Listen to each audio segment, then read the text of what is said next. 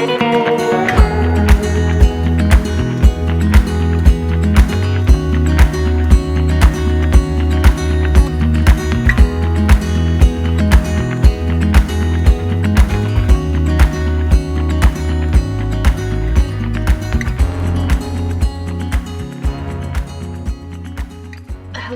friends, welcome back to a new vlog, one where we did a few things. We went to Frome.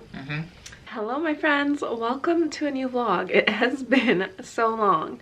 Let's just get into it. Today we're going on a little bit of a road trip to Frome. I have barely traveled anywhere in the UK and Frome is so close, and I always hear people say it's so cute, it's so darling, and I want to go. So it's not raining today, thank God. And so we are headed on a little bit of a road trip. So let's go. We tried to build some I don't even want to talk about that. and then we've been in like a monsoon. So anyways, this week we went to Frome, and have you been there before? When I was a kid, once I think. Okay, and so what was your review after going? Well, as soon as we got there, we walked up that, what was it, Catherine Hill or whatever it's called, and I thought, yeah, this is very Nicole. Oh, can I have my back? Yeah. Yeah, it was straight away. It was definitely my speed there. So I have been hearing about Frome basically since I moved here, but it's about 45 minutes away from where we are in Bristol. So yeah, as I don't have my driving license here, I'm always reliant on Paul. Driving isn't your favorite thing, is it? Not really. It's been about 3 years of convincing, but at the time of filming it, it was my 3-year anniversary of being in Bristol. So that was your gift, wasn't it? Yeah. Okay, so Glad you enjoyed it.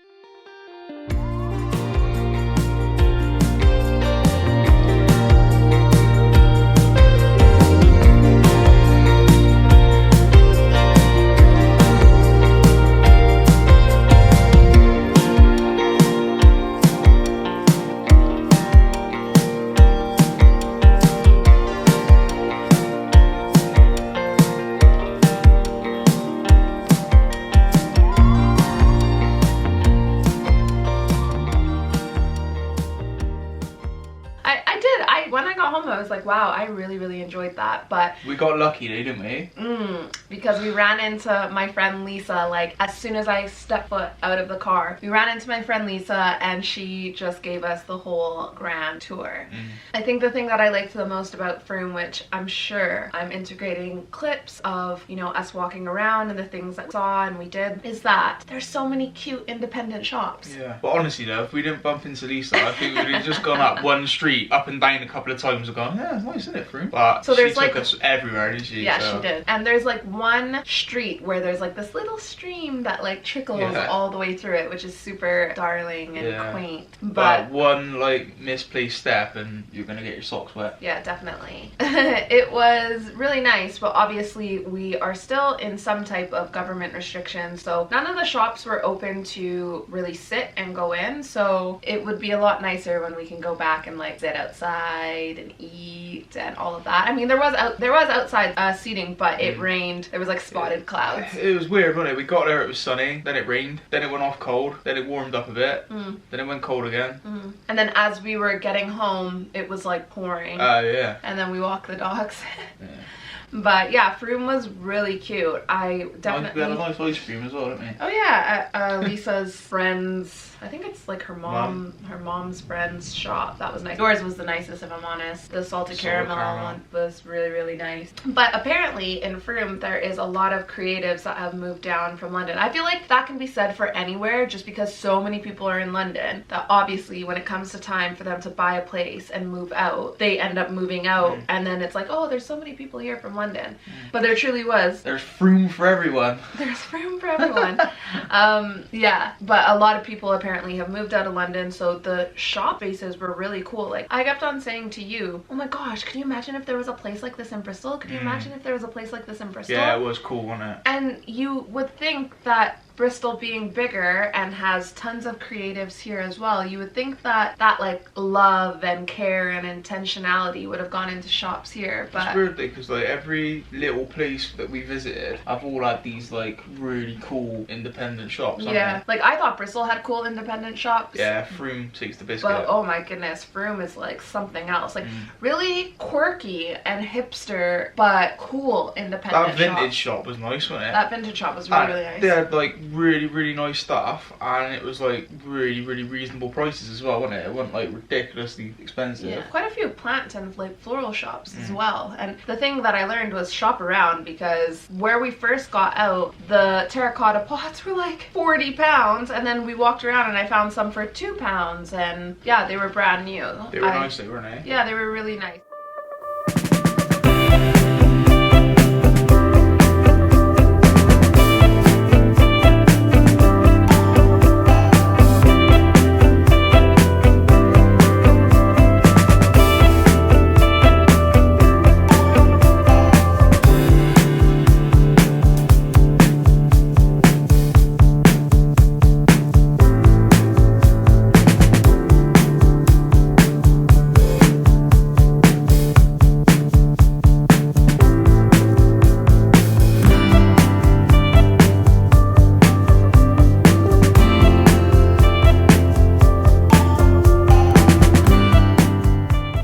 Goodness, there was this in the antique shop. This woman thought that I had left my water bottle there, and it wasn't my water bottle, and she came chasing out after us for a water bottle. Who does that? But Lisa, my friend, our friend, she was saying how there's a lot of like government incentives for businesses to open up there, right? Yeah. Is that what it was? Yeah, she's saying it was like one of the cheap rates for the first 2 years or something like that. So she was saying. So it kind of makes sense on how and why businesses are able to open up there in such a creative way. Yeah, it makes sense, because I mean, I don't think businesses here in Bristol are getting any type of reduce. No, not in Cabot Circus, or not. Not in Cabot Circus. Not in. I think Bedminster is like the only place. Maybe Stokes Croft. But if you can deal with that eclectic type of vibe, that was such a poised way of putting it. Nicely put. Not gonna offend anyone. No, not today, hopefully. But yeah, I think it was really beautiful to see, you know, stunning businesses thriving in such a beautiful and like artistic way. It was a nice day out. Yeah, it really was. So what did you think of Frome? Yeah, it was You've been here before, haven't you? Once, I think, when I was a kid. Okay, so what did you think of it? Yeah, it's really nice. It's cute, right? Yeah, really nice. So we went... A lot of churches. A lot of churches. It's sad to see so many of them like not operating as churches, but still beautiful and cool. So many people have like turned them into other things, even if it's not a church. So we wouldn't have told you, but do you ever have this experience where you know one person in an area and then you run into that person the minute that you get somewhere? That's what happened. So my friend Lisa lives here, and yeah, the minute that we got to, well, we parked basically, I ran into her and Paul was in the toilet, and then she showed us around. So Paul was just saying, you know, if we didn't run into her, we would have probably walked around for like 20 minutes and been like, meh. Up and down one or two streets and gone, there's not a lot here. Yeah, but there was actually tons. And I guess, I feel like so many places I hear this, but a lot of people from London are moving out of London, and so they moved to these other places, and with that, if they had property in London, they basically made money on their property in London, and then they're able to kind of reinvest it back here, because there were so many cool businesses. There's a couple of really, really nice abandoned buildings in there as well, that if anybody just wants to let us have them, yeah, if anybody wants to, we'll take them. Invest. We'll rejuvenate them. Yeah, totally. Anyways, time to go home and eat. See those dogs. Then we came home, and then I made this salad that you'd never had before. Yeah, that was nice. I'll do a full video on it and put out one. I ate it. Broccoli salad, I feel like is a thing in Canada, but it's not a thing here. I will make a dedicated video for you. Yeah, it was nice. Amazing. It's the weirdest collection. Maybe I'll do 3 different variations of broccoli salad. We had the broccoli salad and fettuccine alfredo, also a Canadian touch, because fettuccine alfredo isn't, you know, really massive here. And then the next day, it was a full-on day of building. So I have been on the hunt for some seated storage things to go on our deck that can also double as some storage for like gardening items, but also be kind of customizable to make it look like nice. And I found some in my budget, and that is customizable, that I knew wasn't going to be the easiest feat to put together. So I'm crap at putting stuff together. That's why I asked your dad. At the best of times. And then this thing turns up, and then we open it up, we get the instructions out, and they're horrendous, right? And then I'm looking at it and I'm thinking, right, I thought, like, you know, most flat pack stuff that you bring in for me to attempt, It's normally just like screwdriver, pre-drilled holes, bang it together, and even that's complicated for me. This thing, you gotta measure everything out, you gotta like square it all up, drill your own holes. Basically, all it was screw was, it all together. Cut wood. Yeah, and we didn't have the right tools for that. You got like a tape measure, some screwdrivers. I didn't do it like intentionally. The drill, well, we broke 2 drill bits. 2 drill bits, 3 pieces of wood. It was just... Needless to say, it's not done. Well, we built all the pieces and then we gave up. Married it all up, and something's out of square because it just... nothing a hammer can't fix. Yeah. But think of it this way, if it all goes wrong, come November, we've got a brilliant bonfire. True. You've never spent in 3 years, you've never spent a bonfire night with me. Have I not? What have I been doing? Working. Oh. Yeah, you've worked. Well, I'm always on late. Yeah. Ah. Valentine's Day, my birthday. Remember that Valentine's Day when you treated me to that stuff and I had to go and vote?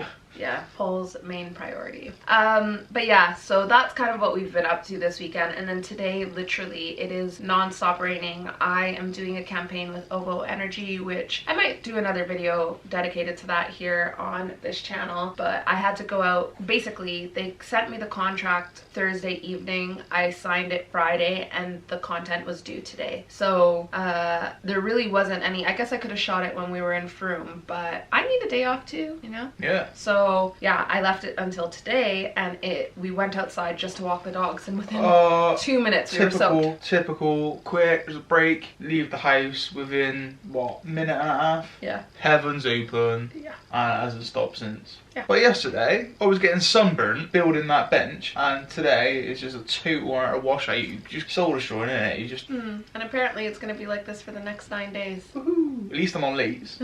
True. Anyways, friends, this is the end. Nothing else to catch you up on, but if you haven't been to Frome, honestly, go check it out. I would say, if I could go back in a perfect world, or I didn't live where I live, I would get an Airbnb there. Would you? Not if I lived here. Like if I was coming from like London or Manchester or somewhere else, I would get an Airbnb, stay out there the whole weekend, but like only when the restrictions lift. It's alright for us because we don't live that far away, but I would love to experience it in like a stay there, wake up, go get your coffee, get your fresh bread, have dinner here, have... Yeah, there's loads of bakeries, isn't there? Tons of bakeries. Oh yeah, there was that place that we went to with Lisa. You would have seen... The old church. Yeah, it was an old church. I mean, it's sad that it's not a church anymore, but you know, it was a stunning... Still got a big old organ in there, yeah, yeah. And that's my dream. I'll put it here, so when the time comes, to either buy an old church and turn it into a home, or buy an old pub and turn it into a home. Both will be haunted. Thank you so much for watching. See you in the next video. Bye.